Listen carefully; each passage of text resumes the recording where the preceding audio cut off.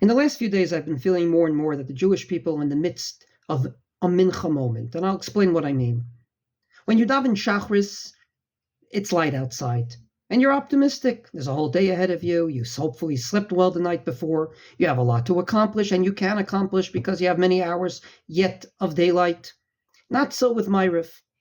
Ma'ariv and night is considered a very pessimistic time, a time where there's many dangers around you and you can't even see it because it's dark, a time in which the Jewish people have to really have faith to get through it. And therefore, every Shabbos we say in the Shir Shel Yom, in the Psalm of the day, Lahagid baboker chazdecha, in the morning we talk about your kindness, but yet at night, emunatcha balilot, we need faith to get through the night.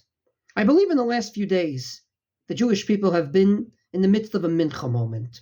Because you see, Mincha is said at a time of the day that's still light, and yet on the other hand, it's beginning to get dark. In a word, not everything's terrible and not everything's wonderful. It's a Mincha moment. And therefore the Gemara says, be very, very careful to daven Mincha, because Eliyahu was answered on top of Mount Carmel at Mincha time. Namely, Eliyahu had a big win on the top of Mount Carmel. And yet the next day and the next few years were very, very challenging. Thank God in the last few days, we've been seeing more and more families unite with their loved ones after being taken captive over a month ago on that terrible Simchas Torah morning. And yet at the same time, we're not in the middle of a ceasefire even. We're in the middle of a break, and we know that many challenges still await us in this war. And allow me, at this time of Mincha, to share with you one of the many stories that came out in the last few days. There's a Judaica shop owner down south.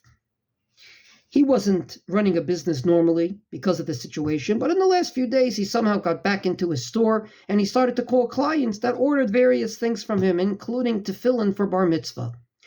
One of those families was a family from the kibbutz of Nir Oz, many of which were taken captive, many of which were killed. And he was very, very nervous to call this particular mother. And after thinking about it, he finally called her, said, first of all, are you okay? חטוף בעזה. יגיל יעקב חטוף בעזה. צריך לחגוג בר מצווה. בעוד חודש וחצי הוא לא איתנו.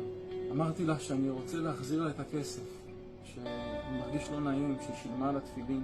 היא אמרה לי, לא, אתה לא מחזיר לי את הכסף. יגיל לחזור הביתה. Listen, I know your son has been taken captive. I have his tefillin. I want to give you back the money.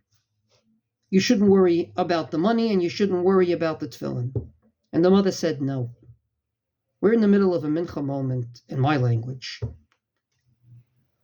I want that tefillin to be saved for when he comes back from captivity. I believe that at this Mincha moment, we have to be very, very clear, both to our enemies, but more importantly to ourselves. The challenges are not over, but we have to look forward. We have to look forward to many, many times in the future that will be light and not darkness. We have to be looking forward to the many more beacons of light that hopefully will be added to the Jewish people in the next few days and weeks.